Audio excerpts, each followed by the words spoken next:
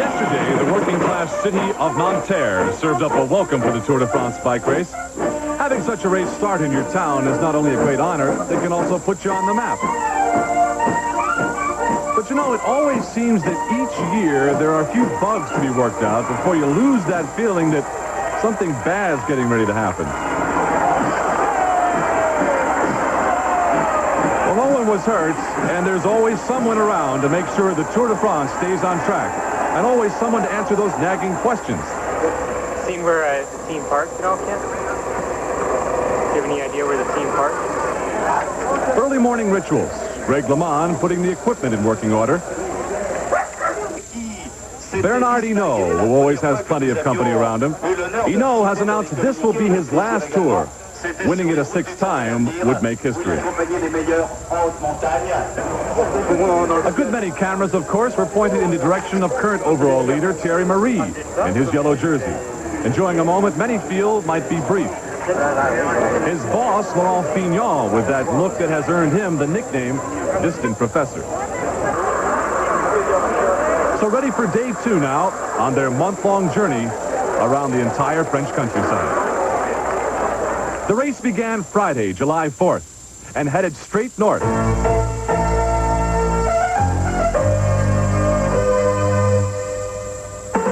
It's during these early days of the Tour de France when the racing will be flat and fast as the pack moves together as one.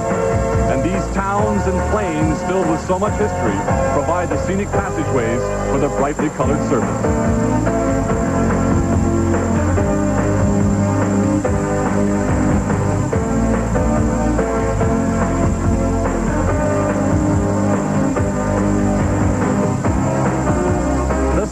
Wind their way through Normandy, then head south, remaining in the flatlands and pointed towards the wine country of Bordeaux.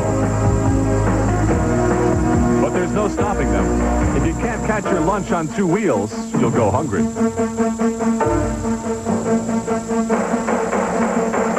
The repairs to the bikes and the bodies, it's all handled in similar fashion. For there is no stopping the Tour de France.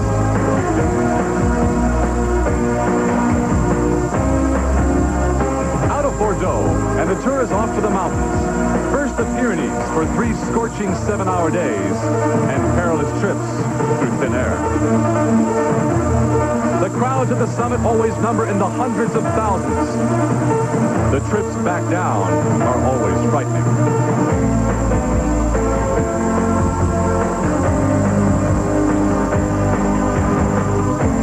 The Pyrenees are merely an hors d'oeuvre. The main mountain course is served up in the Alps. It's said the Tour de France always chooses its champions where the mountains bear the snows of winter. It's also where more of the record 210 riders will be picked off one by one.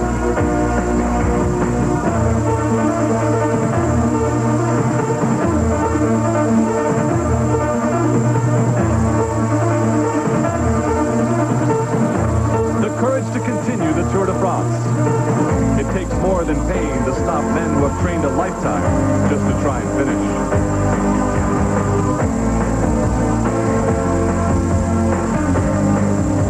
When the race has left the Alps, the man wearing yellow will likely be the one who does so in Paris, and so proudly rides down the Champs-Élysées, entering history as the winner of one of the greatest sporting events in the world. 2,525 miles of the Tour de France. And here on day 2, 21 teams of 10 riders each got set for this year's first road race. But their pre-race procession out of town was stopped before it even got started.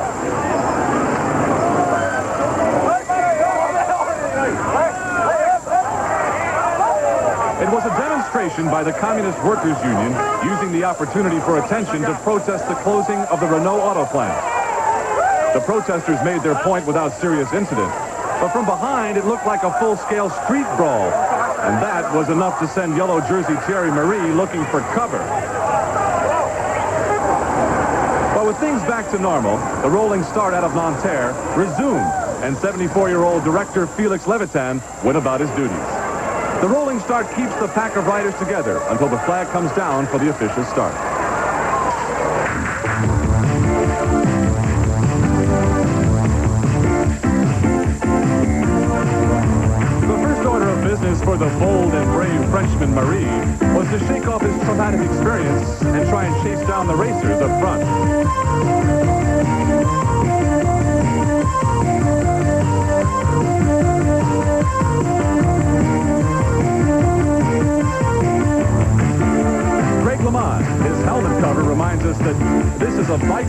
and not a fashion show.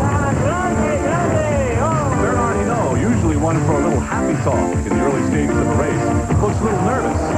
Maybe it's the fat pack of 210 riders on the narrow roads of this Parisian suburb.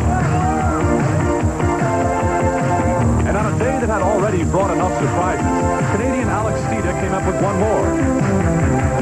Stieda, riding on the American 711 team, took off on a one-man breakaway. And no one followed.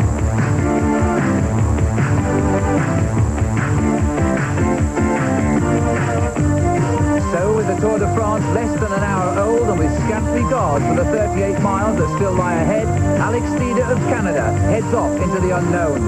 A touch of Tour fever, it's a common enough disease in France in July, but who cares about why? It's riders like Stieda who have made this race great. The truth is, the first American team to ride are anxious to prove they're not just food for others to build their own reputation. Stieda wants Marie's yellow jersey, and with it a piece of Tour history. No Canadian has ever worn the maillot jaune, but these riders have seen adventurers before. What's in the mind of Alex Stieda as he leads this 53-mile road race, far and away the shortest in the entire Tour de France?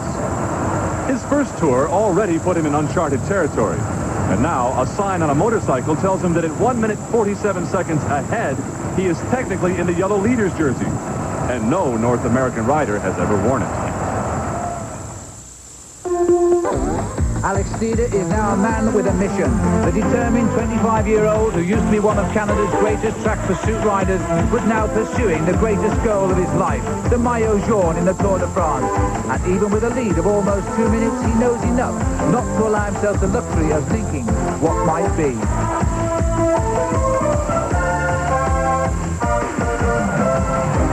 Behind, 5 riders from different teams combine against Stieda, and his lead begins to tumble. The chase is inspired by Phil Anderson in blue, the Australian who was 5th a year ago. Stieda's team car tells him to get up, all is not lost yet, but maintaining 30 miles an hour is beginning to tell, and the vision of a yellow jersey today might just be an illusion after all. The people of Paris are being treated to a strange happening. A Canadian being chased by an Australian, a Dutchman, a Frenchman, and 2 Belgians. Phil Anderson, called the Kangaroo by the French, was here to prove he might again be a challenger for this Tour de France. He spent most of the season injured.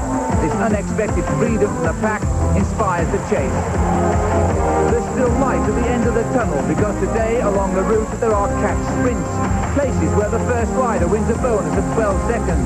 Now his long attack makes sense.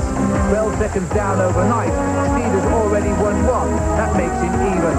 So the chasers eat into the Canadian's lead.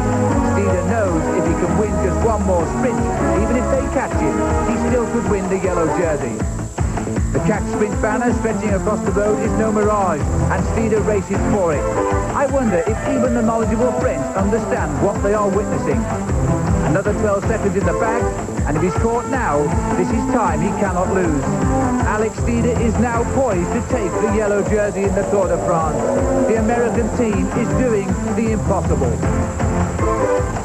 Behind, the chasing pack of 204 riders begin at last to bare their teeth.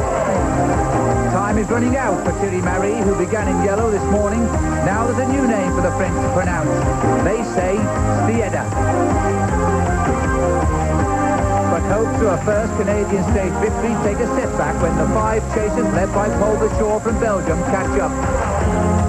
The man at the back, Phil Anderson, another member of the Commonwealth, has been responsible for the capture of the Canadian. And with the main field still behind by 30 seconds, all is not yet lost. Anderson's gesture here is friendly. Stieda has earned respect. No more will the field in the Tour de France see the American team as a novelty. Not when one of them has earned the yellow jersey of leadership.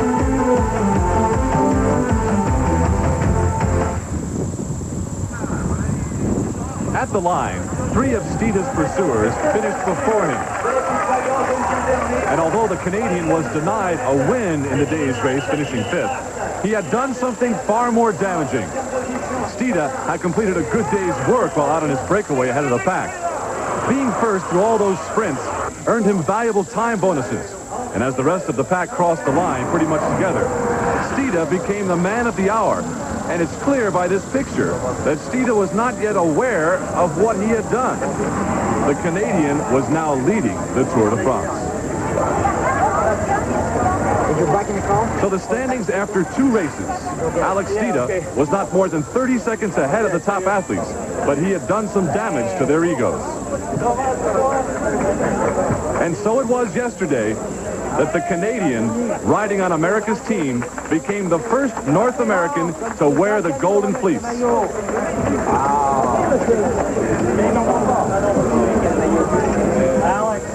It was an outrageous move on Stieda's part, but one that certainly paid off. Only the 3rd Canadian ever to ride in the Tour de France. It was a big day for Stieda, who was in no hurry at all to leave the podium. And just as big a day for the world's press who were recording it.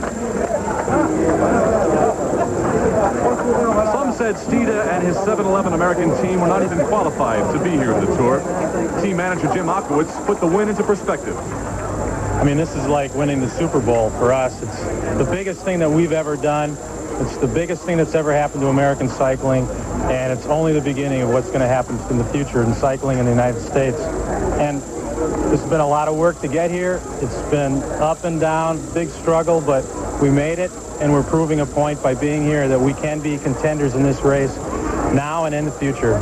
Oh, it's incredible. I'm elated, man. The 7-Eleven for myself, especially for Canada, I feel, just want to say hi to everyone in Vancouver, and hope to keep watching, because there's going to be more to come.